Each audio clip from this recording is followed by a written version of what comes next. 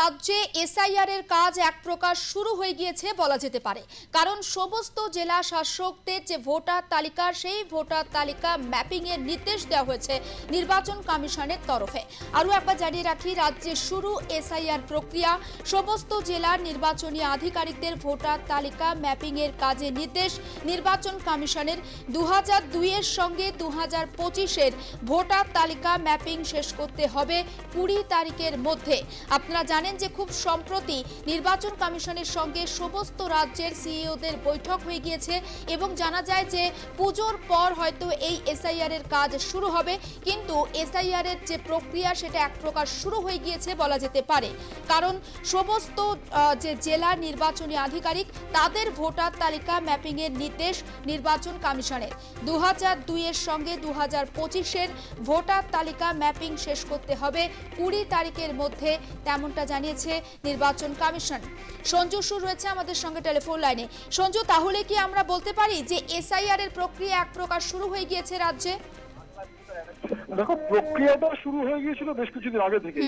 এখন বলা যেতে পারে যে এসআইআর নির্বাচন কমিশন, কারণ গতকাল যে মর্মে রাজ্যের প্রত্যেকটি জেলার জেলা শাসক বা পদাধিকার বলে যাদেরকে ইলেকশন অফিসার বলা হয়, তাদের কাছে যে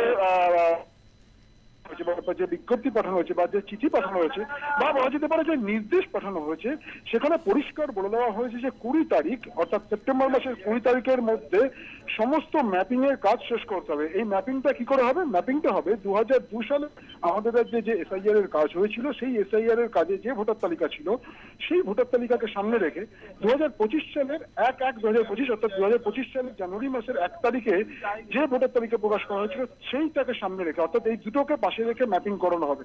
এক্ষেত্রে যাদের নাম দুটো তালিকাতেই আছে তাদের ক্ষেত্রে কোনো সমস্যা নেই, সেগুলোকে আলাদা করা হবে। যাদের নাম 2002 রয়েছে কিন্তু 2025 নেই, সেই নামগুলোকে আলাদা করতে হবে। আবার যাদের নাম 2002 নেই কিন্তু 2025 আছে, তাদের নামগুলো আলাদা করতে হবে। এই ম্যাপিং এর কাজটা 20 তারিখের মধ্যে সম্পূর্ণ করে নির্বাচন কমিশনকে পাঠানো হবে।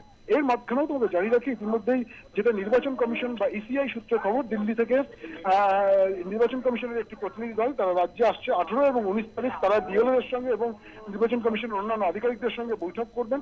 ফলে বলা যেতে পারে যে নির্বাচনে 2026 নির্বাচনের আগে আমাদের রাজ্যে এসআইআর করার কথা যে চিন্তা ভাবনা চলছিল, সেই কাজটা ইতিমধ্যে শুরু হয়ে গেল। এখন মনে করা হচ্ছে যে দুর্গাপুজোর পরে সার্বিকভাবে বিজ্ঞপ্তি জারি করে এসআইআর কাজ শুরু করে দেওয়া হবে। বেশ, নজর থাক সঞ্জু, আপাতত ধন্যবাদ।